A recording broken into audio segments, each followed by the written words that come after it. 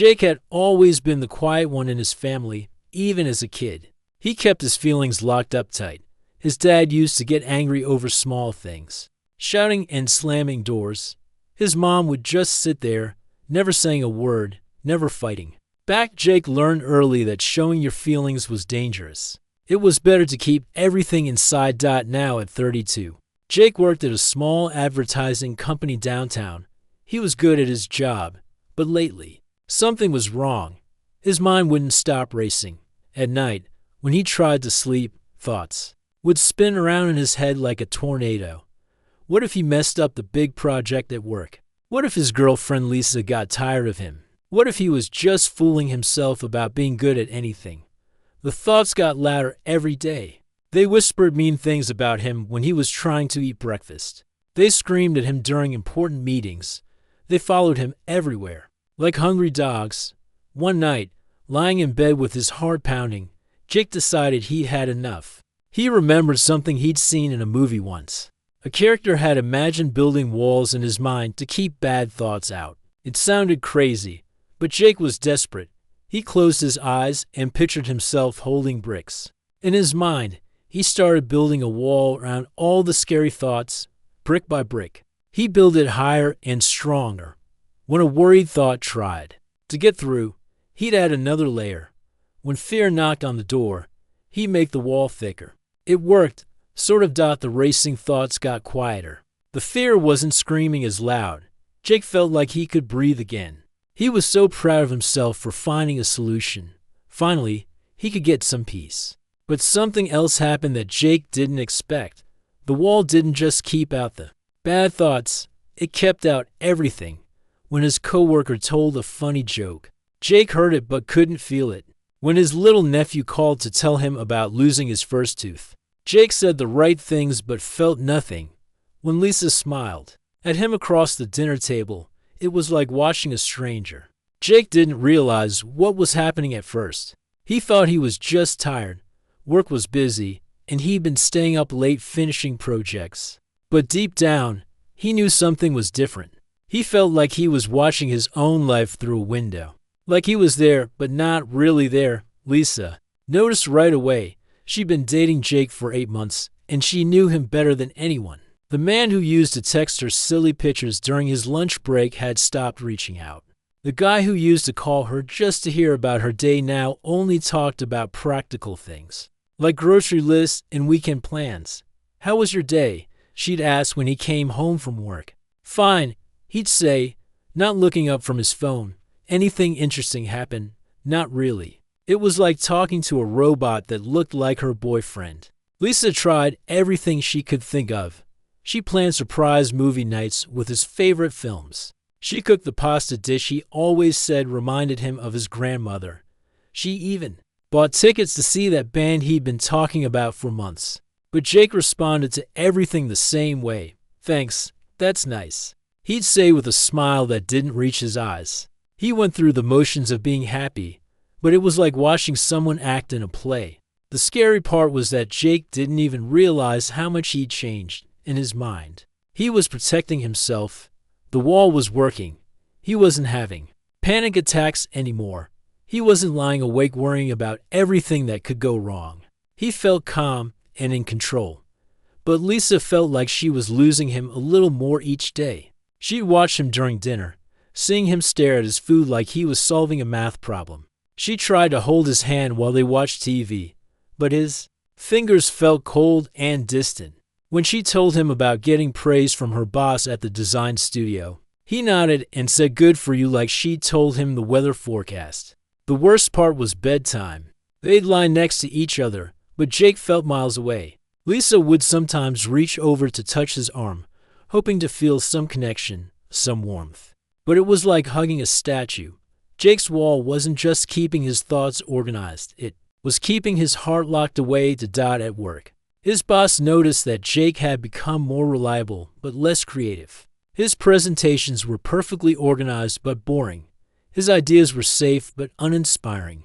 Jake was becoming invisible, even to himself. His brother called one Sunday to invite him to a family barbecue.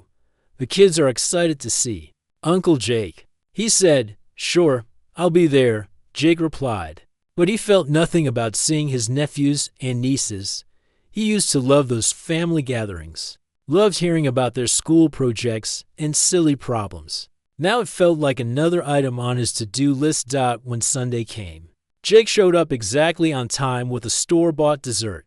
He sat in a lawn chair and watched his family laugh and play games. He answered questions when people talked to him, but he felt like an actor who'd forgotten his lines. His 6-year-old niece ran up to him with a drawing she'd made. "Look, Uncle Jake, I drew our whole family." Jake looked at the colorful stick figures holding hands under a bright yellow sun. "That's very nice," he said, handing it back to her. She looked confused. "Don't you want to keep it?" "Oh, sure," Jake said, taking the paper. But he just held it in his lap, not really seeing it. Lisa watched this whole interaction from across the yard. She saw the little girl's face fall when Jake didn't get excited about her gift. She saw Jake sitting there like a polite stranger at his own family gathering. That night, driving home, Lisa finally spoke up. "What's happening to you?" she asked quietly. Jake kept his eyes on the road. "What do you mean?" "You're different. You've been different for weeks. It's like you're not even here anymore." Jake felt something stir behind his mental wall, but he quickly pushed it back. "I'm just tired. Work's been stressful." "This isn't tired, Jake. This is something else." He didn't answer, just turned up the radio and focused on the highway lines. But Lisa's words had planted a small crack in his wall, and something was starting to seep through. That night, lying in bed next to Lisa, Jake stared at the ceiling and wondered if maybe his perfect solution wasn't so perfect after all. Lisa couldn't sleep that night. She lay in bed next to Jake, listening to him breathe, wondering where the man she fell in love with had gone. It was like someone had replaced him with a polite robot that looked exactly like her boyfriend but had none of his heart. The next morning, Jake got up and went through his usual routine. Shower, coffee, toast, kiss on Lisa's forehead before leaving for work. Everything looked normal from the outside, but Lisa could feel how empty it all was. The kiss felt like something he did because he was supposed to, not because he wanted to. After Jake left, Lisa sat at her kitchen table with her laptop and started researching. She typed "boyfriend emotionally distant" into the search bar, then depression in men, then anxiety and withdrawal. She read article after article, trying to understand what was happening to the person she loved. The more she read, the more things started making sense. The emotional numbness, the withdrawal from activities he used to enjoy, the way he seemed to be going through the motions of life without really living it. Jake was clearly struggling with something, but he was handling it by shutting down completely. Lisa realized that her approach had been all wrong. She'd been trying to make Jake happy by planning fun activities and cooking special meals. But you can't force someone to feel joy when they've built walls around their emotions. She needed a different strategy. Instead of trying to coax Jake out of his shell, Lisa decided to start calling out what she was seeing directly. No more pretending everything was fine. No more accepting his polite but empty responses. That evening, when Jake came home from work, Lisa was ready. "How was your day?" she asked. "Like always." "Fine," Jake replied, like always, heading toward the couch. "Stop," Lisa said firmly. Jake turned around, surprised. "What?" "I asked how your day was, and you said fine. But I can see in your face that it wasn't fine. Something happened today that bothered you. What was it?" Jake felt uncomfortable. Lisa's direct approach was making it harder to hide behind his wall. Nothing happened. "It was just a normal day. Jake, your shoulders are tense. You're avoiding eye contact, and you walked in here like someone who's carrying something heavy. That's not nothing." Jake was thrown off balance. Lisa had never been this direct before. Usually, when he said he was fine, she dropped it or tried to cheer him up. This new approach made him want to escape to another room. "I'm just tired," he said. But the words sounded weak even to him. "You're doing that thing again," Lisa said. "That thing where you give me the most basic answer possible and hope I'll stop asking questions." Jake felt a flash of irritation, which surprised him. He hadn't felt much of anything in weeks. But Lisa's persistence was getting under his skin. What do you want me to say? I want you to tell me the truth. I want you to stop treating me like a stranger you're being polite to. Over the next few days, Lisa kept up this new approach. When Jake would zone out during conversations, she'd say, "You just went somewhere else in your head. Come back." When he'd give her robotic responses, she'd call him out. "That's not really an answer. Try again." Jake found this incredibly frustrating. His wall-building technique was less effective when someone was actively pointing out. Every time he used it, Lisa was like a detective, catching him in the act of disappearing to cope. Jake started avoiding Lisa more. He'd stay late at work, volunteering for projects he didn't really need to do. He'd take long detours on his way home, sometimes driving around for an extra hour just to delay facing Lisa's probing questions. On weekends, he'd find reasons to be busy. He cleaned the garage, organized his closet, ran errands that could have been done during the week. Anything to avoid sitting still with Lisa and having her notice how absent he'd become. But Lisa wasn't giving up. If anything, Jake's avoidance made her more determined. She could see that underneath all his walls and defenses, the real Jake was still in there somewhere. She just had to find a way to reach him. The turning point came on a Saturday morning. Jake was attempting to build an even stronger mental wall. After Lisa had asked him about his childhood, specifically about his relationship with his parents, it was a topic that always sent Jake into full shutdown mode. Jake closed his eyes and started visualizing more bricks, higher walls, thicker barriers. He was so focused on blocking out Lisa's question that he didn't notice the look on her face. Lisa was watching him carefully. She could see the exact moment when Jake decided to disappear behind his walls. His face went blank. His eyes became distant, and his whole body seemed to deflate. "Stop," Lisa said, her voice cutting through Jake's mental construction project. Jake opened his eyes, startled. "Stop what?" "Whatever you just did in your head.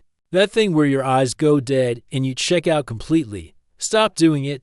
Jake felt exposed, like Lisa had caught him stealing something. How could she see what he was doing in his own mind? "I don't know what you're talking about." "Yes, you do. I just watched you do it. I asked you about your parents, and instead of answering me, you went somewhere else. You built a wall between us." Jake's heart started racing. No one had ever called him out so directly on his coping mechanism. It felt like Lisa could see right through him, and it was terrifying. "I was just thinking," he said weakly. "No, you were hiding. There's a difference." Lisa moved closer to him on the couch. "And I'm begging you not to do it anymore. Not with me. Not when I'm trying to reach you." The word begging hit Jake like a punch to the chest. Lisa, strong and independent Lisa, was begging him, and all the time they'd been together, he never heard her beg for anything. She was the type of person who asked for what she wanted directly and accepted whatever answer she got.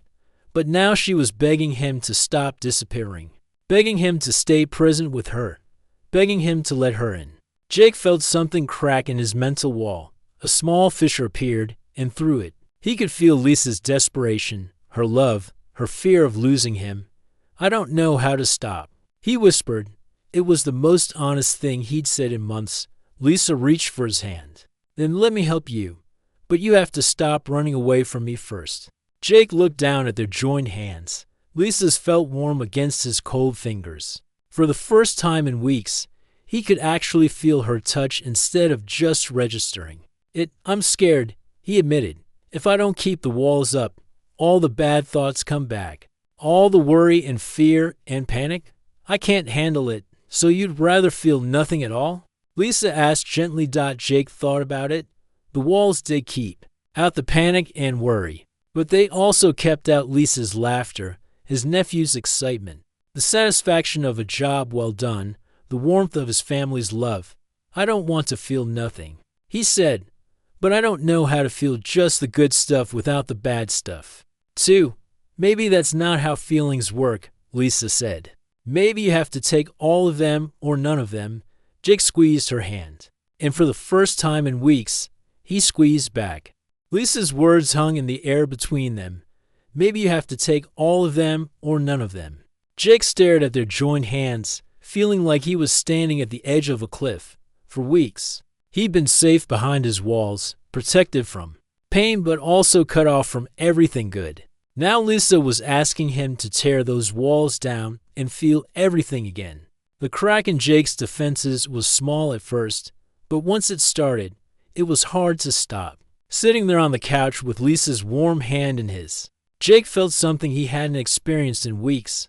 He felt present, really present, not just going through the motions. "I'm scared to let the walls down," Jake said quietly. "What if the bad thoughts come back worse than before?" Lisa shifted closer to him. "What if they do? What if you have a bad day, or a panic attack, or feel overwhelmed? You'll still be here. I'll still be here. We'll figure it out together." Jake had been alone with his thoughts for so long that the idea of sharing them with someone else felt foreign. But as he looked at Lisa's face, he saw something he'd been too numb to notice before. She wasn't just frustrated with him, she was worried about him. She loved him enough to fight for him even when he was pushing her away. "I don't even know where to start," Jake admitted. "Start with today," Lisa said. "Tell me what happened at work that made you tense when you came home." Jake took a deep breath. Behind his mental wall, he could feel the memory of his workday waiting. His boss had criticized a project he'd worked on for weeks. Instead of defending his work or asking for feedback, Jake had just nodded and said he'd fix it. Then he'd spent the rest of the day feeling like a failure. "My boss didn't like the campaign I designed for the Johnson account," Jake said slowly. "He said it was boring and safe. He told me to start over." As soon as the words left his mouth, Jake felt the emotions that came with them. Embarrassment, disappointment, anger at himself for not speaking up. But instead of being overwhelming, sharing them with Lisa made them feel more manageable. "That must have hurt," Lisa said. "You worked really hard on that project." "I did. And the worst part is, I think he was right. It was boring. I've been playing it so safe lately that I'm not even trying to be creative anymore." It was like opening a dam. Once Jake started talking, everything began pouring out.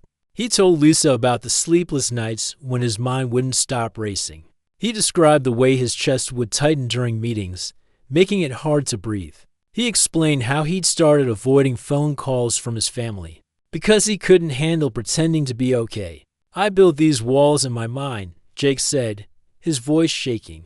"I imagined myself putting up bricks every time a scary thought tried to get in. It worked at first. The panic attacks stopped. The racing thoughts got quiet. But then what?" Lisa asked gently. "Then I couldn't turn it off. The walls kept out everything. Good thoughts, bad thoughts, feelings about you, feelings about anything. I felt like I was watching my life happen to someone else." Tears started rolling down Jake's cheeks. He couldn't remember the last time he cried.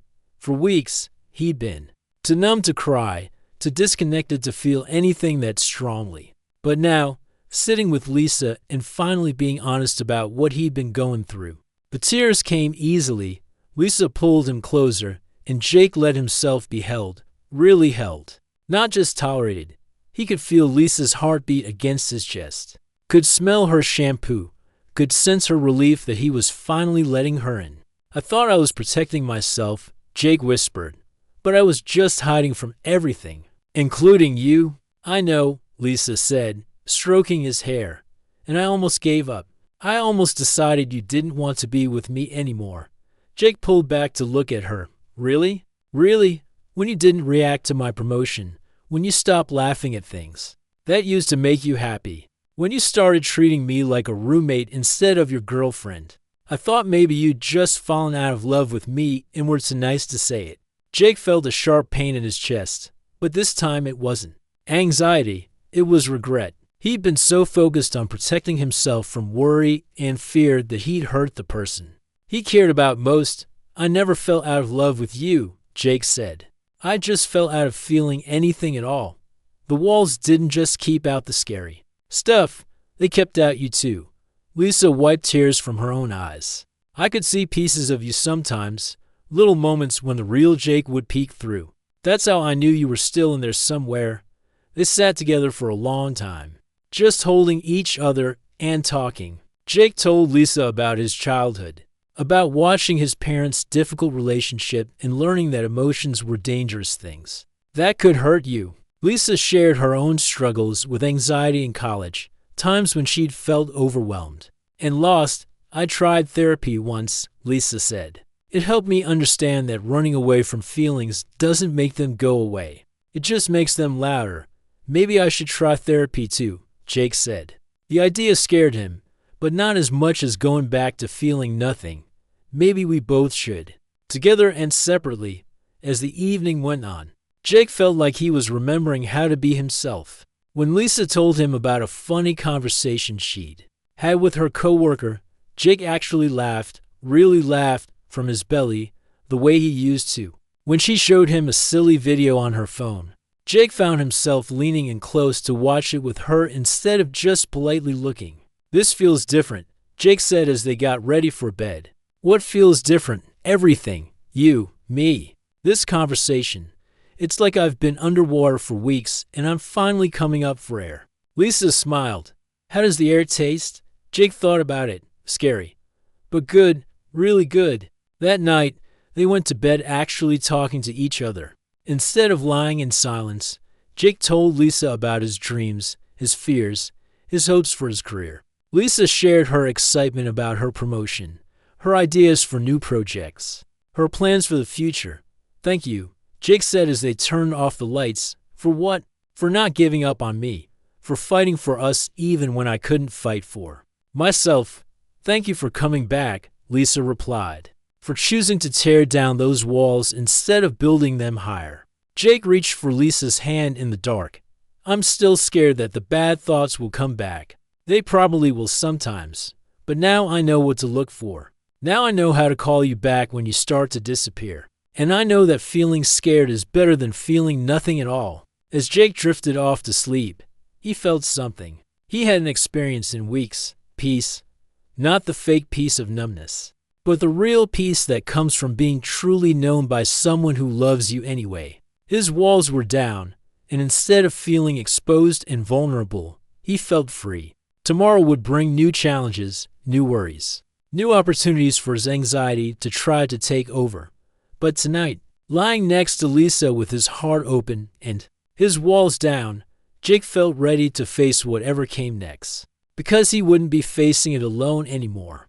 The next few weeks weren't easy, but they were real in a way that Jake had almost forgotten was possible. His old habits didn't disappear overnight. Sometimes he'd catch himself starting to build those mental walls again, especially when stress hit or when someone asked him a difficult question. The difference now was that Lisa knew what to look for. She'd learned to spot the exact moment when Jake's eyes would go distant, when his face would become a polite mask instead of letting him disappear. She'd gently call him back. You're doing it again.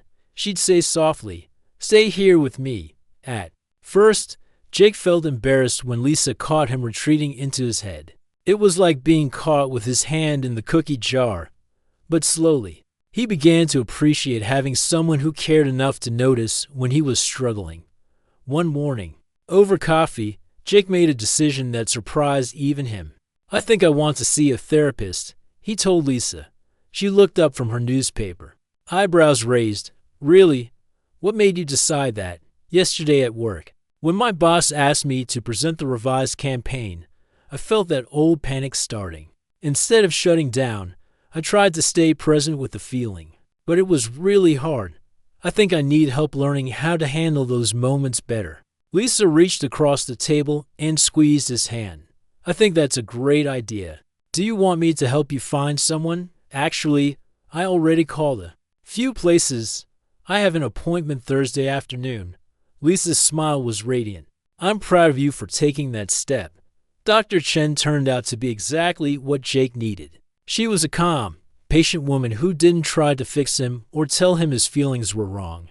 Instead, she helped him understand the difference between healthy ways to manage difficult emotions and the destructive wall building he'd been doing. Your brain was trying to protect you, Dr. Chen explained during their third session. But it went too far. It's like having a security system that's so sensitive it locks you out of your own house. She taught Jake breathing techniques for when anxiety hit, not ways to block out the feelings.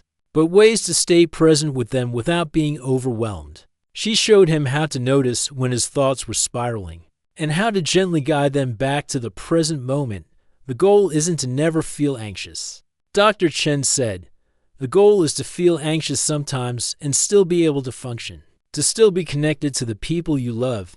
Jake practiced these new skills every day. Some days were better than others. There were still moments when the old urge to shut down would kick in, especially during stressful situations at work or when family drama came up. But now Jake had Lisa as his partner in staying present. They developed their own system of check-ins, where they'd share how they were feeling emotionally, not just what they'd done that day. How's your inside world today? Lisa would ask when Jake came home from work. It was their code for asking about his mental and emotional state. Some days Jake would say he felt clear and connected. Other days he'd admit he was struggling with worry or feeling overwhelmed. But he always answered honestly. And Lisa always listened without trying to fix him. Lisa was learning too. She discovered that her own tendency was to try to solve Jake's problems or cheer him up when he was struggling. Dr. Chen helped her understand that sometimes the most loving thing she could do was simply witness Jake's feelings without trying to change them. I don't need you to make me feel better, Jake told her one evening after a particularly difficult day. I just need you to stay here with me while I feel bad for a while. It was a revelation for both of them. Lisa didn't have to be responsible for Jake's happiness, and Jake didn't have to hide his struggles to protect her from worry. The real test came 3 months later. Jake was working on a huge project at work, the kind that could make or break his reputation at the company. The client was demanding. The deadline was tight, and his boss was breathing down his neck. On a Wednesday afternoon, everything went wrong at once. The client rejected the latest design. His computer crashed, and he lost 2 hours of work. And his boss called him into a meeting to express concerns about the project timeline. Jake felt the familiar tightness in his chest, the racing thoughts, the urge to panic. For a moment, his old instinct kicked in. He wanted to shut down, to build those walls, to go numb until the crisis passed. Instead, he took a deep breath and called Lisa from his car in the parking lot. I'm about to lose it, he said when she answered. I'm sitting in my car outside work, and every part of me wants to just shut down and disappear. But you're calling me instead. Lisa said, that's huge, Jake. You're choosing connection over isolation. It doesn't feel huge. It feels terrifying. I want to run away from all of this. I know. But you're not running. You're staying present with me right now, even though it's scary. Tell me what happened. So Jake told her about the crashed computer, the angry client, the disappointed boss, as he talked. Lisa didn't try to fix anything or tell him it would all work out. She just listened and stayed connected to him while he felt the full weight of his stress and disappointment. This really sucks, she said when he finished. You worked so hard on that design. It does suck, Jake agreed. But you know what's weird? Talking about it with you, I don't feel as hopeless as I did 10 minutes ago. That's because you're not carrying it alone anymore. When Jake got home that evening, he was still stressed about work, still worried about the project. But he was present for dinner with Lisa. He was able to laugh when she told him about her coworker's ridiculous email. He was able to feel frustrated about work and grateful for Lisa at the same time. A few months ago, I would have shut down completely, Jake said as they cleaned up the dishes together. I would have built walls around all of this stress and probably wouldn't have talked to you for days, and I would have taken it personally. Lisa admitted, I would have thought you were mad at me or falling out of love with me. Now we know better. Now we know that sometimes life is hard, and the answer isn't to hide from each other. It's to face it together. That night, lying in bed, Jake reflected on how much had changed. He still had anxiety. He still worried about work and money and whether he was good enough. But he no longer felt like he had to carry those feelings alone or protect Lisa from knowing about them. Thank you, he whispered to Lisa in the dark. For what this time? She asked, smiling even though he couldn't see her. For refusing to let me disappear. For fighting for us when I couldn't fight for myself. For for teaching me that being vulnerable doesn't make me weak. Thank you for choosing to stay." Lisa replied, "For tearing down those walls instead of building them higher. For trusting me with your real feelings instead of hiding behind politeness." Jake realized that what he thought was protection had actually been a prison. The walls he'd built to keep pain out had also kept love out, kept connection out, kept life out. Lisa's refusal to accept his emotional distance hadn't just saved their relationship. It had saved his ability to truly live. As sleep began to take over, Jake felt grateful for the hard day he'd had, not because he enjoyed stress or wanted more problems, but because it had shown him how far he'd come. He faced a crisis and stayed connected, stayed present, stayed open to both the difficulty and the love that surrounded him. Tomorrow would bring new challenges, new opportunities for growth, new chances to choose connection over isolation. But tonight, with Lisa's hand in his and his heart open to both joy and sorrow, Jake felt truly alive for the first time in years.